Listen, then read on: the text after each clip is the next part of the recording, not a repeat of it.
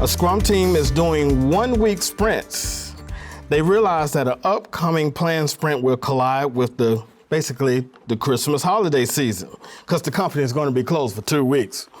But the team is not sure if they should cancel the sprint altogether or what they should do. So Joe, in your response, how should they handle that? So this was an interesting question.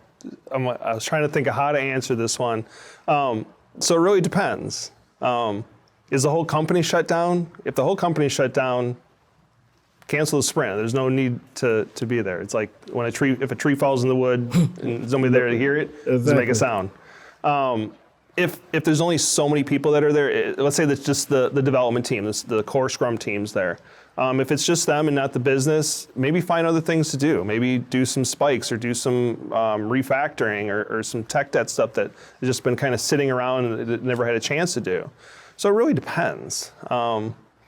If the company is shut down and there's really, you're not going to get feedback from your PO or your business during that time, then you may not be able to finish anything because it should be a constant feedback. And if there's nobody there to provide that, it's just, I think it's a waste of time. Okay. Jake, would you agree with that statement there? I would, but I would add a twist. I would say I think the Scrum methodology is largely built around human behavior. And the activity of time boxing, making that decision as a team to say this is our deadline, forces decisions, forces execution. And to be able to say, okay, if we're going to go on a holiday break, whatever that holiday is, if that is going to be our new time box. And I know that's very off script for a Scrum team to change the length of their sprints. Yeah, you're going to get in trouble for that. Yes, I'm not recommending doing that on a sustainable basis, but on the one-off, on a holiday to accommodate that, I think maintaining a time box is important because it still pushes the team to deliver some increment of value. You mentioned tech debt, refactoring. Those are still valuable things for the organization to consider.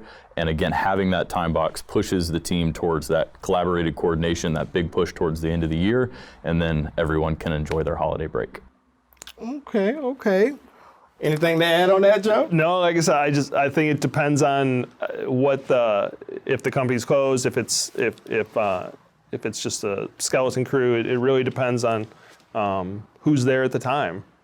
So. Well, let's dive a little bit deeper into it. Let's say it's just, being that it's the holiday season, not everyone celebrates, so the company kind of has a little policy to where those that wish to celebrate, they can be off, those that's not working. How would we handle that situation? So if you have a group that, say, some of your team decides to take a holiday or PTO, you plan accordingly. So maybe your velocity goes down a little bit because you don't have as many people on the team, and you figure out how that aligns with that next release, but you plan that sprint accordingly.